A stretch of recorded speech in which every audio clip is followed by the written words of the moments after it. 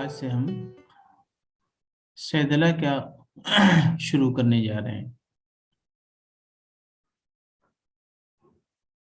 پچھلی مرتبہ بھی بتایا تھا میں نے کہ ہم نے کتاب کو بیس اس لیے ہم بناتے ہیں تاکہ ایک سہولت ہو جائے، کوئی ایک کتاب کو بیس بنا کر کے چیزیں پڑھائی جائیں، اور اضافی جو چیزیں ہیں وہ اس کو الگ سے بیان کر دیتے ہیں، اس کو آپ الگ سے نوٹ کر لیا کیجیے۔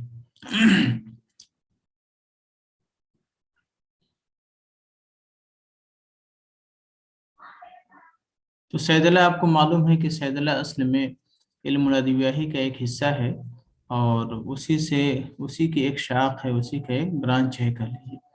اور صیدلہ چونکہ اب ایک الگ سے سبجیکٹ ہو گیا ہے، پہلے علم الادویہ کا ایک پارٹ تھا اور اس کے ڈپارٹمنٹ بھی اب الگ ہو گئے ہیں، لیکن جب پرانی کتابیں ہم دیکھتے ہیں تو چونکہ وہ چیزیں ایک ساتھ ملتی ہیں، ادویہ اور صیدلہ ایک ساتھ ملتی ہیں پرانی میں، تو جو کتابیں ہیں اسی انداز کے لکھی ہوئی ہیں۔ تو خیر اس اعتبار سے ہم بات کریں تو صیدلہ کیا ہے؟ علم الادویہ کی ایک برانچ ہے یہ۔ باقی اس کی تھوڑی سی تاریخ ہے جو بہت سرسری طور پر آپ دیکھ سکتے ہیں کہ صیدلہ کی تاریخ اسی وقت سے شروع ہوتی ہے جب سے انسان کی اپنی تاریخ شروع ہوتی ہے، یعنی جب بھی انسان، جیسے ہی انسان اس دنیا میں آیا، اسے اسی دور سے، اسی زمانے سے اس کو دواؤں کی ضرورت پیش آئی، اور پھر دواؤں کو استعمال کیسے کرنا ہے اس کے لیے انہوں نے ترکیب اختیار کی۔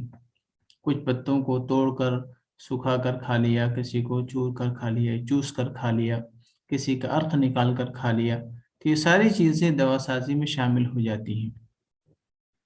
اس لیے کہتے ہیں کہ دوا سازی کی ابتدا اس وقت سے ہوئی جب سے انسان کی ابتدا ہوئی ہے۔ جیسے جیسے انسان ترقی کرتا رہا، زمانہ ترقی کرتا رہا، اسی طرح سے دوا سازی بھی ترقی کرتی رہی، اور بالآخر آج ہم موجودہ زمانے میں دوا سازی کی جو شکل دیکھ رہے ہیں، ان تمام ترقیات کے بعد یہاں تک پہنچی ہے۔ یہ الگ بات ہے کہ اس میں مزید ترقی کی ضرورت ہے، کہ اپنے یونانی دوا سازی میں جس طرح کی ترقی ممکن ہو سکتی تھی، وہ ترقی ابھی نہیں ہو پائی ہے، اس میں بہت شدید ضرورت ہے۔ بہرحال جو بھی موجودہ وقت میں ہے، ہم اپنے سلیبس کے اکارڈنگ اس کو کور کریں گے، تاکہ آپ کا ایگزام کا جو پہلو ہے، جو سلیبس کے اکارڈنگ ایگزام ہونا ہے آپ کو، تو وہ چیزیں تقریباً کور ہو جائیں۔ تو دوا سازی کا جہاں تک ہم نے بتایا کہ انسان کی ابتدا جب سے ہوئی، اسی وقت سے دوا سازی کی ابتدا ہو گئی، اور اسی انسان کی ترقی کے ساتھ ساتھ اس دوا سازی کی بھی ترقی ایک ساتھ پیرالل چلتی رہی۔ پرانے زمانوں میں جو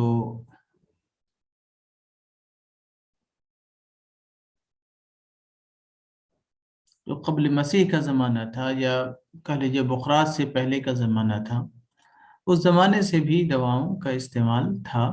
جو قدیم تہذیبیں تھیں وہاں سے دواؤں کا استعمال کا ذکر ملتا ہے۔ جو پرانی کتابیں ہیں یا پرانی جو دستاویزات جتنے بھی ہیں، وہاں سے اس کی یعنی دلیل ملتی ہے کہ پرانے زمانوں میں بھی لوگ دواؤں کو یعنی اپنے اپنے طور پر استعمال کرنے کے طریقے انہوں نے ڈھونڈ لیے تھے۔ یونان سے، روم سے جو چیزیں پہنچی ہیں، اس کے بعد بقرات کا زمانہ آیا، تو بقرات کا سب سے بڑا کارنامہ یہی تھا کہ اس نے طب کو یعنی ایک سائنس کی طرح سے پیش کیا، اس کو توہمات سے پاک کر کے ایک علم کی شکل میں اس کو پیش کیا دنیا کے سامنے، ورنہ پہلے لوگ اس کو جادو منتر یا دیوی دیوتاؤں کے اثرات سمجھا کرتے تھے۔ بقرات کا بڑا کارنامہ یہی تھا کہ وہ ان توہمات سے طب کو ایک خالص علم کی حیثیت سے، ایک سائنس کی حیثیت سے پیش کیا۔ اس نے بہت سارے نظریات دیے، بہت ساری تھیوریز دی۔ دسقردوس کا پہلا جو کارنامہ ہے وہ کتاب الحشائش کا ہے۔ اس میں بھی کتابوں کی یعنی دواؤں کی مرکبات کا بھی کچھ ذکر ہے اور مفردات کا بھی ذکر ہے۔ علم الادویہ کی پہلی کتاب مانی جاتی ہے اور بہت ہی بنیادی کتاب ہے، جس میں بہت تفصیل کے ساتھ اور دواؤں کی تصویر کے ساتھ اس میں دواؤں کی شکلوں کو بیان کیا گیا ہے۔ پھر جالینوس نے اس میں کو مزید آگے بڑھایا۔ جالینوس نے تو ہر پہلو سے کام کیا ہے۔ دوا سازی میں جالینوس کا بڑا کارنامہ ہے۔ بہت سارے جو کریم بنائے ہیں، بہت سارے اور دوسرے مرکبات کے موجود جالینوس کو بتایا گیا ہے، جیسے کولڈ کریم ہے، اس طرح کی چیزیں جالینوس نے بنائے۔ بہت سارے ایسے افعال یا بہت سارے سیدلی ایسے اعمال جو جالینوس نے دیے ہیں، جس کا ذکر تاریخ کے اعتبار سے ہم الگ سے ایک چیپٹر میں بیان کریں گے اس کو۔ جس خردوس جالینوس کے بعد پھر جو ہے جب عربی عہد آیا ہے تو اس طب کو 4 چاند لگا دیا عربی عہد نے، اس لیے طب کا جو ہے گولڈن پیریڈ عربی عہد کو کہا جاتا ہے۔ طب کا گولڈن پیریڈ عربی عہد کو کہا جاتا ہے، اور عرب کے جو اطباء تھے اس زمانے میں انہوں نے ہر ممکن کوشش کی اس طب کو اعلیٰ سے اعلیٰ درجے تک پہنچانے کے لیے۔ بہت سارے خاص طور سے کیمیاوی اعمال اور صیدلی اعمال میں جو ترقی ہوئی ہے زیادہ تر وہ عربی عہد کے زیادہ تر اس کا مرہون منت ہے، اور بہت سارے نئے ڈوزز فارم، بہت سارے نئے اشکال ادویہ عرب نے یعنی عطا کی، اور بہت ساری نئی حکمتیں، تھیوریز انہوں نے بھی شامل کی اس میں۔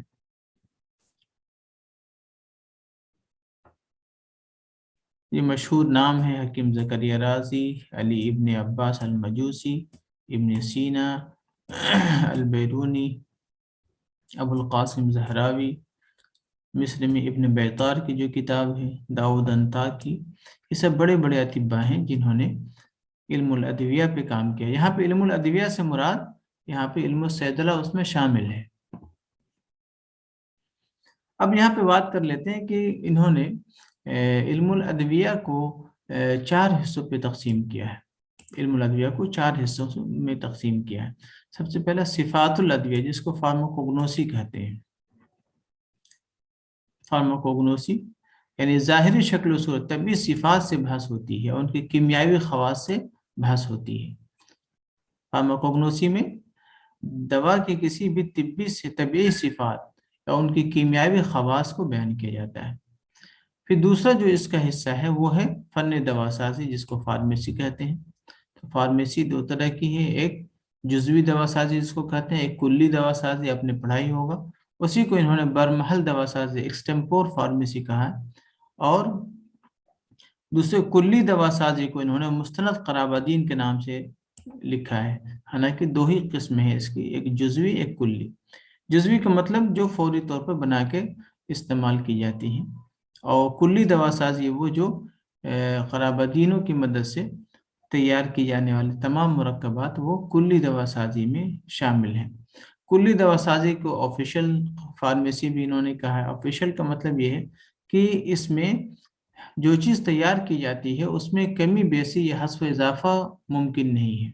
جو نسخہ آپ نے جس قرابدین سے بھی لیا ہے اس میں آپ حذف و اضافہ نہیں کر سکتے، یہ کلی دوا سازی، ایک نسخہ جو مرتب ہو گیا وہ ٹھیک ہے۔ اب تیسری جو چیز ہے وہ ہے فارماکولوجی، جس کو علم الادویہ مین ہے، افعال ادویہ کی بات ہے وہ۔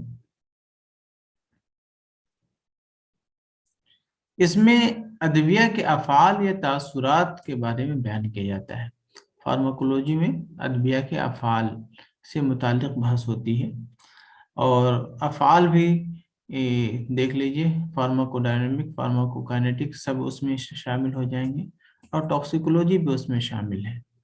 اور سب سے آخری جو چیز ہے 4 چیزوں میں دیکھ لیجئے، پہلا انہوں نے بتا دیا کہ صفات الادویہ، دوسرا ہے فارمیسی، تیسرا ہے ادویہ، افعال ادویہ، اور چوتھا انہوں نے یہاں پہ نمبر انہوں نے کاٹ دیا ہے، کہہ لیجیے یا پرنٹنگ کی وجہ سے ہوا، علم العلاج، جس کو معالجات بھی کہہ سکتے ہیں، جو ماحصل ہے، مطلب سب کا آخری جو نچوڑ ہے وہ ہے علاج، کیونکہ طب کا جو مقصد ہے وہ ہے مرض کا ازالہ، اور صحت کی حفاظت ہے اور مرض کا ازالہ ہے۔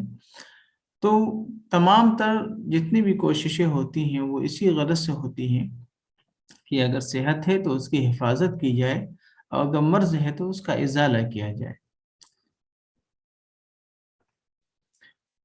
اب ہم جو اگلا باب آپ کا شروع ہو رہا ہے وہ ہے فن دوا سازی کی اصطلاحات۔ یہ اصطلاحات آپ اس سے پڑھتے آئے ہوں گے، بس ایک سرسری نظر دیکھ لیجیے۔ احراق کہتے ہیں جلانے کو، احراق، اور اس کو عربی میں فارسی میں سوختہ کرنا کہتے ہیں، اور اسی کو عربی میں احراق کہتے ہیں۔ تو احراق کا جو لفظ ہے وہ عربی کا ہے، اور سوختہ کا جو لفظ ہے وہ فارسی کا ہے۔ دونوں کے مفہوم ایک ہیں، بس زبان کا فرق ہے، عربی اور فارسی کا فرق ہے۔ اس میں دوا کو جلایا جاتا ہے اور راکھ یا کوئلہ بنا دیا جاتا ہے، اور جو چیز دوا جلائی جاتی ہے اس کو محرق کہتے ہیں، اس کو محرق کہتے ہیں عربی میں، اور فارسی میں اس کو سوختہ کہتے ہیں۔ جیسے سرطان سوختہ بھی کہہ سکتے ہیں، سرطان محرق بھی کہہ سکتے ہیں، بس فرق اتنا ہوگا کہ سرطان محرق کہیں گے تو یہ عربی کا ہو جائے گا، اور سرطان سوختہ کہیں گے تو یہ فارسی کا ہو جائے گا۔ تو جو دوا جلا دی جائے اس کو محرق کہیں گے یا سوختہ کہیں گے۔ اب اس کی الگ الگ اسفنج کو کیسے سوختہ کیا جائے اور کہربا کو کیسے سوختہ کیا جائے اس کی تفصیلات ہیں، آپ اس کو، ہم اس پہ زیادہ تفصیل سے نہیں جائیں گے۔ مرجان ہے، نمک پہ سوختہ ہے، سرطان محرق ہے، اس طرح کی چیزیں ہیں۔ احراق، قرن الایل ہے، خراتین ہے۔ احراق میں اور تکلیس میں ایک تکلیس سے ایک لفظ آئے گا جس کو کہتے ہیں کشتہ بنانا۔ احراق اور تکلیس میں جو فرق ہوتا ہے وہ حرارت کا فرق ہوتا ہے، اور ترکیب کا بھی فرق ہوتا ہے۔ حرارت کی کمی زیادتی سے دواؤں کی جو ترکیب ہوتی ہے اس میں تبدیلی پیدا ہوتی ہے۔ عام طور پہ حرارت کی کمی کی بنا پر دوائیں صرف جلتی ہیں، اس کی ماہیت تبدیل نہیں ہوتی، مطلب ماہیت اس معنی کر کہ اس کی صورت نوعیہ تبدیل نہیں ہوتی، لیکن کشتہ ہو جانے کے بعد چیزوں کی صورت نوعیہ بھی بدل جاتی ہے، وہ ایک دم سے الگ چیز تیار ہو جاتی ہے۔ تو حرارت کے اعتبار سے اگر ہم بات کریں تو احراق میں حرارت تکلیس کے مقابلے میں کم دی جاتی ہے، اور تکلیس کی حرارت احراق سے زیادہ ہوگی۔ تو حرارت عام طور پر جب 600 یا 500 ڈگری سیلسیس سے اوپر آپ جائیں گے تو عام طور پہ کشتہ جات تیار ہو جاتی ہیں۔ اچھا، کشتہ جات میں عام طور پہ یا تو یعنی آکسائڈ فارم میں ہوتے ہیں کشتہ، یا فاسفائڈ اس میں احراق میں یہ چیزیں پائی نہیں جاتی۔ احراق میں یہ فرق ہوتا ہے کہ احراق میں آرگینک چیزیں بھی موجود ہوتی ہیں، جبکہ کشتہ جات میں آرگینک چیزیں بھی ختم ہو جاتی ہیں، صرف ان آرگینک چیزیں بچ جاتی ہیں۔ یہ چند فرق ہیں جو آپ اس کو نوٹ کر لیجئے تو اچھا رہے گا۔ تو اگلی چیزیں ہیں، اگلا جو آپ کی جو اصطلاح ہے وہ ہے اذابت۔ اذابت مطلب پگھلانا، کوئی بھی ایسی چیز جو پگھلنے والی ہو اس کو حرارت دے کر پگھلا دینا، اس کو کہتے ہیں اذابت، یعنی پگھلا دینا۔ جیسے موم ہے، پگھلنے والی چیز ہے، جتنے بھی موم سے یا لک ہے یا سمغیات ہیں جتنے بھی، اس طرح کے وہ چیزوں کو پگھلا دینا وہ اذابت کہلائے گا۔ اگلا جو ہے ارغا، ارغا بولتے ہیں جھاگ اتارنا۔ ارغا جو اصل لفظ ہے وہ ہے عربی کا لفظ ہے۔ جب کوئی چیز کسی کو ابالا جاتا ہے تو جب جھاگ اٹھتی ہے وہاں سے تو اس کے اوپر کے جھاگ کو اتار لینا، یہ کہلاتا ہے کفے گرفتہ۔ اس کو کفگیر وغیرہ سے نکال لیتے ہیں اور اس کو کہتے ہیں کفے گرفتہ۔ اسی لیے جیسے شہد وغیرہ میں نکالتے ہیں تو شہد کو بھی ارغا کیا جاتا ہے، اور شہد کے ساتھ ساتھ دوسرے آپ نباتی اوساروں کو بھی کر سکتے ہیں، جو کہ اس سے بھی مین مقصد یہ ہوتا ہے کہ اس کی جو کثافتیں ہیں، جو میل کچیل ہے وہ झाग की शक्ल में सतह पर आ जाए और उसको आसानी से अलग कर लिया जाए। ऐसा शहद जिसको झाग के जरिए से साफ कर लिया गया हो, उस शहद को शहद मुसफ़ा भी कहते हैं। शहद कफ़े गिरफ्ता कहा जाए या शहद मुसफ़ा किया जाए, मतलब एक ही होता है। कफ़े गिरफ्ता का मतलब ये है कि वो शहद जिसको जिसको कफगीर के जरिए से उसके झाग को हटा करके साफ कर लिया गया है। जब साफ कर लिया गया तो उसी शहद को शहद मुसफ़ा कह सकते हैं। तो फारसी में अगर कहा जाएगा शहद मुसफ़ा को तो शहद कफ़े गिरफ्ता कहेंगे, और अरबी में कह देंगे तो शहद मुसफ़ा कह देंगे उसको। मेन मकसद ये होता है कि उसके अंदर की जो कसाफतें हैं, कदूरतें हैं, जो मैल कुचैल है, यानी नबातात के अज्जा होते हैं, अगर शहद है तो मक्खी के अज्जा होते हैं, तो वो साफ़ सुथरा हो जाए और बिल्कुल शफाफ हो जाए। वो इज़ाल लौन, रंग को दूर करना, रंग उतारना। बहुत सारे जौहर के रंग को उड़ा दिया जाता है, रंगीन जौहर को, जितने भी रंगीन जौहर हैं उसको उड़ाया जाता है। उसके ज़रिए से उसका मकसद ये होता है, उस मकसद के लिए हड्डी का कोयला इस्तेमाल करते हैं, हैवानी कोयला जिसको कहते हैं। कभी कभी चारकोल का भी इसके लिए इस्तेमाल कर लेते हैं, लेकिन दवा के तौर पर अगर किसी को इज़ाले लौन कराना है तो हैवानी कोयला को इस्तेमाल करना ज़्यादा बेहतर रहेगा। जैसे शक्कर को भी साफ किया जाता है इससे, गुड़हल के फूल के रंग को, जैसे गुड़हल का फूल का रंग सुर्ख होगा तो अगर उसकी अगर सुर्खी को अगर साफ करना चाहते हैं तो फिर इस तरह हैवानी कोयले का इस्तेमाल कर सकते हैं। इकला है नमक या खार हासिल करना। खार का मतलब नमक, उसी को अरबी में इकला कहते हैं। जाहिर सी बात है कि नमकियात हर नबाती अज्जा, हर नबाती दवाओं में हर एक में नमक होता है, लेकिन उसकी मकदार अलग अलग होती है। ये नमक का हासिल होना भी किसी भी दवा की असली या नकली होने की शनाख्त का भी एक जरिया है, क्योंकि हर दवा में उसकी नमक की मकदार मुतय्यन होती है। तो अगर दवा असली होगी तो उतनी ही मकदार में नमक आपको हासिल हो जाएगी, और अगर दवा में एडल्ट्रेशन है या उसकी क्वालिटी कंप्रोमाइज है तो उसमें दवा की नमक की मकदार में कमी ज़्यादती हो जाएगी। आमतौर पर नमक निकालने का तरीका क्या है कि दवा को जो है पहले राख कर लेते हैं, दवा को राख कर लेते हैं यानी उसको जला लेते हैं, और जला लेने के बाद जलने से क्या होता है, नमकीन अज्जा ख़त्म नहीं होते जलने के बाद। अब उस राख को पानी में घोल लेते हैं। पानी में घोलने के बाद वो नमक जो होता है वो पानी में घुल जाता है। फिर उसको छान कर उस पानी को उड़ाया जाता है और नमक जो होता है वो नीचे तहनशी हो जाता है। इस तरह से दूसरे तमाम जितने भी दवाओं के नमक हासिल किए जाते हैं उस इसी तरीके से हासिल किए जाते हैं, बल्कि समंदरों का पानी से जो नमक हासिल सर होता है वो भी इसी तरह से हासिल होता है। सर जी, सर वो मूली का नमक कैसे हासिल होता है? मूली का नमक भी इसी तरह हासिल होगा, उसको जला करके हासिल करते सर, हैं। ये तो आगे सर वो तो सबसे आगे होता आया है। देखिए मूली का, है ना, आख का है, ये चिरचिटा का है, ये मूली का है, ये जौ का है। नमक या खार इसी तरह हासिल किया, पहले इन बूटियों को काट कर खुश्क कर लेंगे, फिर जलाकर राख बनाएंगे, है ना।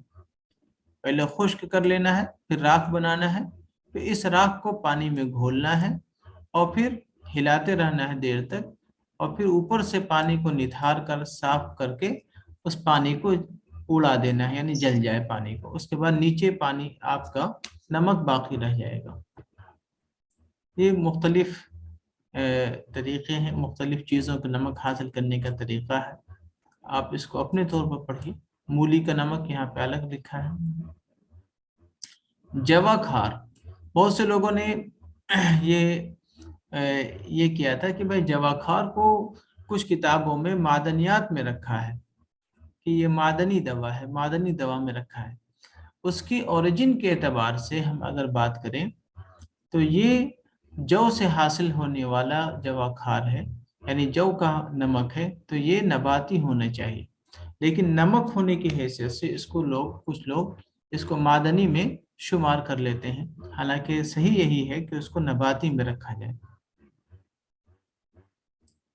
برد مطلب برادہ کرنا، جو سخت چیزیں ہوتی ہیں جس کو آپ پاؤڈر نہیں کر سکتے آسانی سے، اس کو برادے کی شکل میں استعمال کرتے ہیں۔ جیسے ہاتھی کا دانت ہے، اس کو پاؤڈر نہیں کر سکتے تو اس کو کیا کرتے ہیں، اس کو برادے کی شکل میں استعمال ہوتے ہیں، اس لیے بولتے ہیں، لکھا دیکھا ہوگا آپ نے، برادہ دندان فیل، یا کچلا کا برادہ، کچلے کو بھی ریتی سے کاٹتے ہیں، یہ بھی اس کا ایک طریقہ ہے۔ سوہان جس کو کہتے ہیں، ریتی مطلب سوہان، اس کو برادہ کر لیا جاتا ہے اور پھر اس کو دوا کے طور پہ استعمال کرتے ہیں۔ یہ بسرہ بستہ ہے، یہ کیا لفظ ہے، یا باسرہ، یہ با اوپر زبر جو ہے وہ غلط ہے۔ بسرہ بستہ کا مطلب ہوتا ہے، سرہ بولتے ہیں عربی میں تھیلی کو، اب بستہ مطلب ہوتا ہے وہ تھیلی جس کو باندھ دیا گیا ہو نا، باندھ کر، پوٹلی جس کو باندھ دیا گیا ہو، اور بسرہ با کے ساتھ کے لیے آتا ہے۔ عام طور پہ وہ دوائیاں جن کو پوٹلی میں باندھ کر استعمال کی جاتی ہیں ان کے لیے بسرہ بستہ کا لفظ استعمال ہوتا ہے، جیسے افتیمون کے لیے یا تخم کسوس کے لیے۔ تو یہ اس لفظ کو اور ان دواؤں کو دونوں کو یاد رکھنا ضروری ہے آپ کے لیے۔ کبھی کبھی اس طرح سوالات بنائے جاتے ہیں کہ بسرہ بستہ کس دوا کے لیے استعمال ہوتا ہے، تو آپ کو تخم کسوس، افتیمون یاد ہونا چاہیے تاکہ آپ آسانی سے حل کر سکیں۔ تو وہ دوا جس کو آپ ڈائریکٹ یعنی دوسری دوا میں شامل نہیں کرتے بلکہ کسی پوٹلی میں باندھ کر شامل کرتے ہیں، اس کو بسرہ بستہ کہا جاتا ہے۔ جسے جو شاندوں میں استعمال کیا، خیساندوں میں، اسی طرح سے پوٹلی میں باندھ کر استعمال کیا جاتا ہے۔ تبلور بولتے ہیں قلمی بنانا، یعنی کرسٹل بنانا۔ دو طرح کی ہوتی ہیں، ایک جو قدرتی طور پر ہوتی ہیں، ایک بعد میں انسان اپنے طور پہ بناتا ہے۔ تو قدرتی طور پر جیسے شورہ قلمی وغیرہ کا ہوتا ہے، قدرتی طور پر یعنی قلمیں بن جاتی ہیں۔ شورے کو اگر پانی میں حل کر کے بذریعہ تبخیر اس کو اڑایا جائے تو پھر وہ قلمی شکل میں، قلمی کی شکل مطلب کرسٹل فارم میں ہوتا ہے، وہ کرسٹلائن نیچر ہوتا ہے اس کا۔ صفوف کی دو قسمیں ہوتی ہیں، ایک کرسٹل فارم ہوتے ہیں، ایک ہوتا ہے ایمورفس فارم ہوتا ہے۔ ایمورفس کا مطلب یہ ہوگا کہ وہ کرسٹلائن کا اسٹرکچر اور ایمورفس کا اسٹرکچر میں ذرا سا فرق ہوتا ہے۔ تو آپ فزکس کے اعتبار سے، کیمسٹری کے اعتبار سے دیکھیں گے تو اس کو آپ سمجھ پائیں گے۔ پر اتنا سمجھیں کہ دونوں کی شکلوں کی الگ الگ ہونے کے بنا پر اس کو الگ الگ بیان کیا جاتا ہے۔ جیسے بہت ساری دوسری چیزوں کو بھی جب حاصل کرتے ہیں تو جیسے گندھک کو بھی یہ قلموں کی شکل میں حاصل ہوگا۔ تجفیف عام طور پہ جانتے ہیں، تجفیف بولتے ہیں سکھانے کو، ڈرائنگ۔ عام طور پہ دواؤں میں موائسچر ہوتا ہے، اور آپ کو معلوم ہے کہ حرارت اور موائسچر دو چیزیں ایسی ہیں جو دواؤں کو جلدی خراب کرتی ہیں۔ اگر حرارت ضرورت سے زیادہ ہے اور موائسچر بھی ساتھ میں ہے تو دوا جلدی خراب ہو جائے گی۔ اسی لیے ضرورت ہوتی ہے کہ دواؤں کو محفوظ رکھنے کے لیے دواؤں کو خشک کر کے رکھا جائے، اسی لیے سکھانا ضروری ہوتا ہے۔ سکھانے کی ترکیب الگ الگ ہے، آپ سورج کی روشنی میں سکھائیں یا آج کل اوون میں سکھائیں، جس اعتبار سے بھی آپ کو موائسچر دور کرنا ہے۔ اس کا خیال رہے کہ موائسچر کی وجہ سے دوا کے اجزاء ضائع نہ ہونے پائیں۔ جو دوا کا جو ایکٹیو کنسٹیچوئنٹ ہے، بہت ساری دوائیاں سینسیٹیو ہوتی ہیں ہیٹ سے، تو ان دواؤں کو انہی کے درجہ حرارت کے اعتبار سے اس کو خشک کیا جائے۔ جیسے پھول ہیں وہ سینسیٹیو ہوتے ہیں، اس میں وولٹائل اجزاء زیادہ ہوتے ہیں، تو ان میں زیادہ حرارت نہ دی جائے۔ تحبیب بولتے ہیں دانے دار صفوف کرنا، گرینولیشن بولتے ہیں جس کو۔ گرینولیشن تو ایک آج کل کا ڈوزز فارم بھی بن گیا ہے، گرینولیشن، گرینول فارم میں چیزیں آ رہی ہیں۔ صفوف کو کھانے میں دقت ہے تو اس کو گرینول فارم میں کر دیا تاکہ آسانی سے وہ استعمال ہو سکے۔ بلکہ ایک بڑا مقصد گرینول بنانے کا یہ بھی ہے، جو ٹیبلٹ بنائے جاتے ہیں ان دواؤں کو پہلے گرینول شکل میں تبدیل کیا جاتا ہے، پہلے ان کا گرینول بنایا جاتا ہے، پھر ان کو ٹیبلٹ کی شکل میں ڈھالا جاتا ہے۔ اس کا مقصد یہ ہوتا ہے گرینول کی وجہ سے اس کی فلو پراپرٹی اچھی ہو جاتی ہے، کیونکہ پاؤڈر میں اور گرینول میں جو سب سے بڑا فرق ہے وہ ہے اس کا فلو کا، اور فلو کی وجہ سے ٹیبلٹ کا وزن یکساں ہوتا ہے۔ اگر فلو اچھا ہوگا تو صحیح مقدار میں دوا ٹیبلٹ کی بنانے والی جو مشین ہوتی ہے اس کے پنچ میں پہنچے گی، تاکہ اور ایکول ویٹ میں دوا تیار ہوگی۔ اور اگر پاؤڈر ہوگا تو پاؤڈر میں کیا ہوتا ہے، اس کے اندر الیکٹرو اسٹیٹک فورس ہوتے ہیں، جس کی وجہ سے پاؤڈر دیکھا ہوگا کہ وہ کہیں نہ کہیں رک جاتے ہیں، ان کی فلو اچھی نہیں ہوتی۔ تو فلو اچھی نہ ہونے کی وجہ سے کبھی تو یہ پاؤڈر زیادہ مقدار میں گر جائے گا پنچ پر، اور کبھی کم مقدار میں گرے گا، تو وزن میں ویریشن ہو جاتا ہے، ویٹ ویریشن ہوتا ہے، اور جب ویٹ ویریشن ہوگا تو آپ کی ٹیبلٹ کی ایفیکیسی میں بھی فرق پڑ سکتا ہے۔ اسی وجہ سے دواؤں کو پہلے، ایسی دواؤں کو جن کو ٹیبلٹ بناتے ہیں ان کو گرینول میں پہلے کنورٹ کیا جاتا ہے، اس کے بعد ٹیبلٹ بنایا جاتا ہے۔ گرینول ہم نے بتایا کہ دونوں شکلوں میں، ایک تو ڈوزز فارم کے طور پر بھی استعمال ہوتا ہے، دوسرا ٹیبلٹ بنانے کے لیے بھی استعمال ہوتا ہے۔ تو دواؤں کو کیا کرتے ہیں، پاؤڈر کو تھوڑی سی یعنی بائنڈر اس میں ملا کر کے بہت ہلکا موائسٹ کر کے اس کو دانے دار صفوف کی شکل دے دیا جاتا ہے۔ اور کچھ دوائیں ایسی ہوتی ہیں جن کو جو پہلے ہی سے اسی شکل میں ملتی ہیں، نوشادر وغیرہ ہلکے دانے دار ہوتے ہیں، شورا قلمی کرسٹلائن ہوتا ہے لیکن ہلکا دانے دار اس کو کہا انہوں نے۔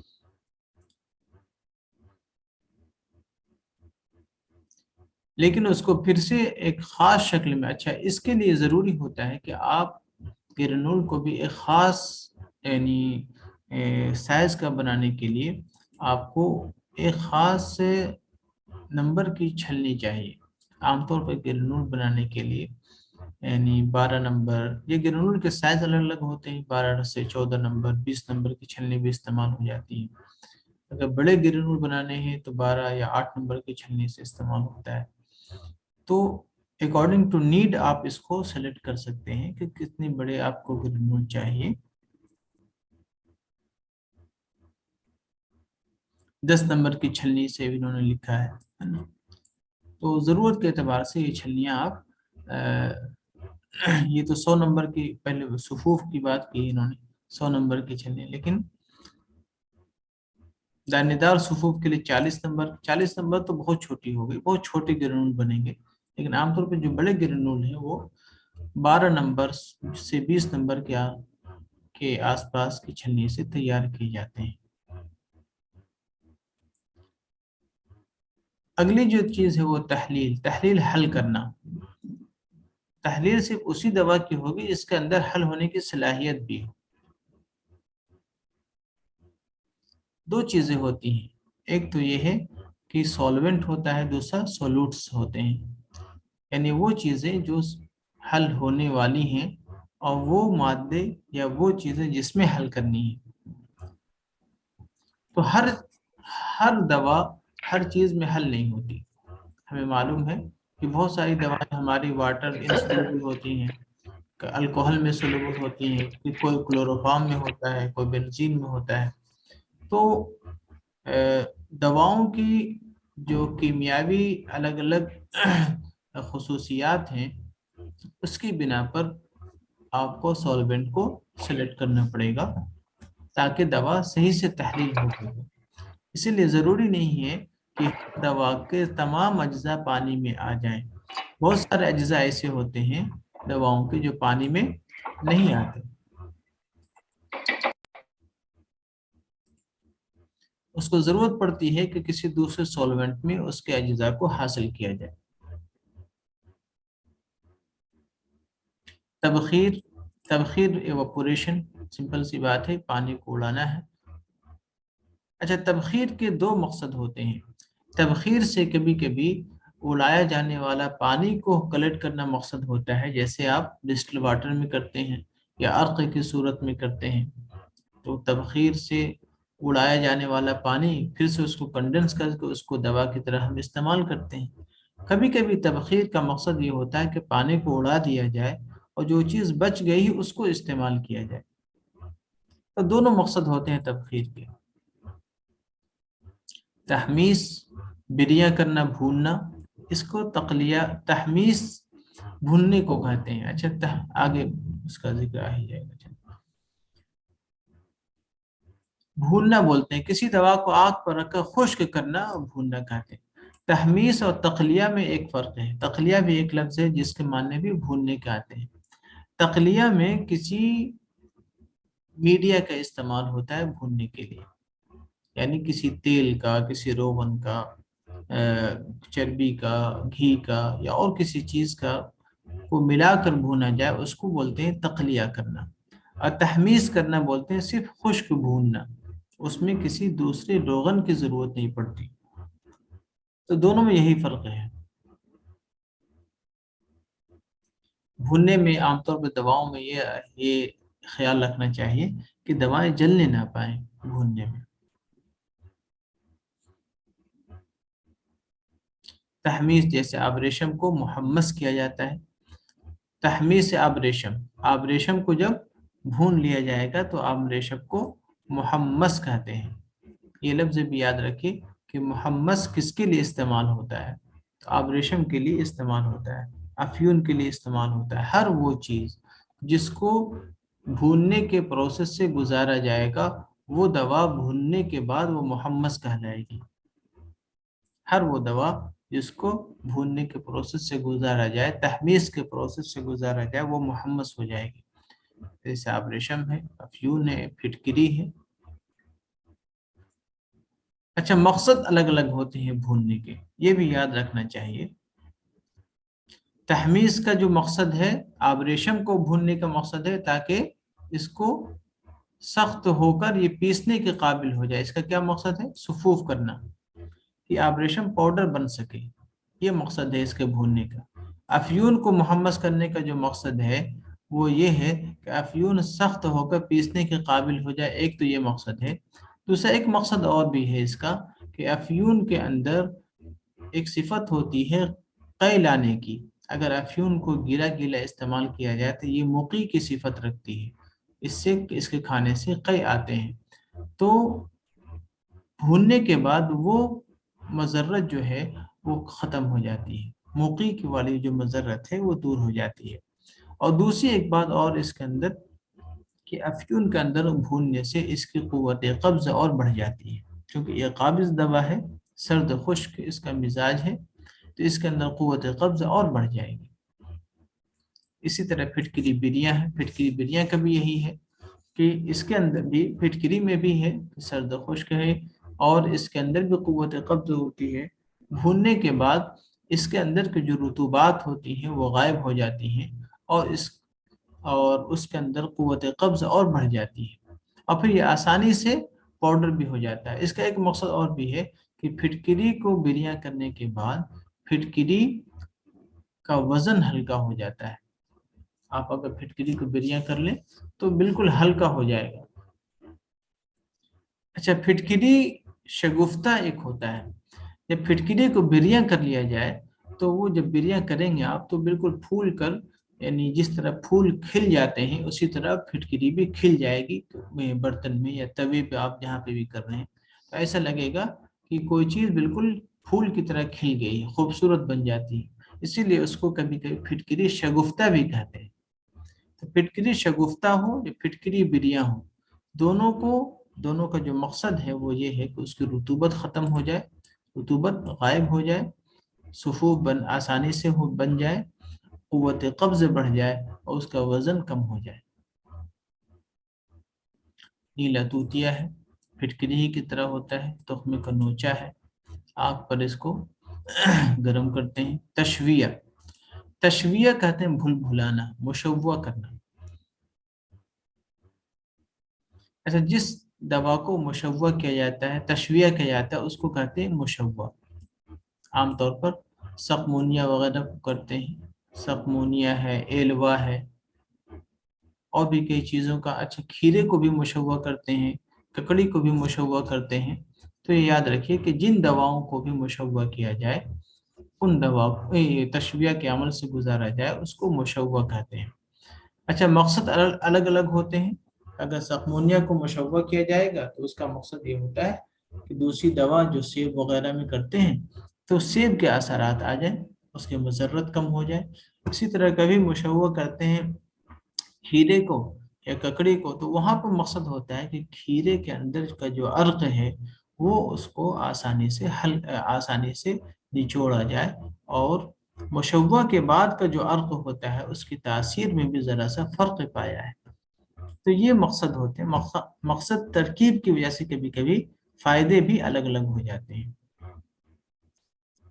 تخمیر یعنی خمیر بنانا، فرمنٹیشن۔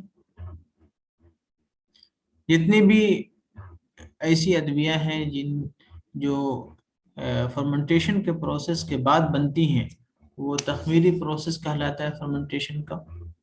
اس کی وجہ سے کیا ہوتا ہے، اس کے اندر لطافت پیدا ہو جاتی ہے، اور اس کے اندر تھوڑی سی یعنی ترشی یعنی ایسیڈک نیچر ہو جاتا ہے۔ وہ بہت سارے ہمارے یہاں کے مرکبات ہیں، جیسے نبیذ ہے، شراب ہے، سرکہ ہے، اس طرح کی چیزیں تخمیر کے بعد بنائی جاتی ہیں۔ اچھا، تخمیر کا جو فعل ہے وہ دواؤں کے اثرات کو بڑھاتی ہیں، اور تخمیر کی وجہ سے قوت نفوذ بھی بڑھتا ہے۔ یہ دیکھا ہوگا کہ سرکہ کے اندر قوت نفوذ زیادہ ہوتی ہے۔ کیوں؟ اس وجہ سے کہ سرکہ عمل تخمیر کے بعد وجود میں آتا ہے۔ یہی حال شراب کا ہے، یہی حال نبیذ کا ہے۔ یہ چیز ایفیکیسی کے اعتبار سے اور دواؤں کے مقابلے میں زیادہ ہوتی ہے۔ تدخین، دھواں بنانا، چونکہ بہت ساری دواؤں کے دھوؤں کو بھی ہم نے استعمال کیا ہے۔ کاجل بناتے ہیں دھواں سے، ہمیں معلوم ہے۔ تدہین،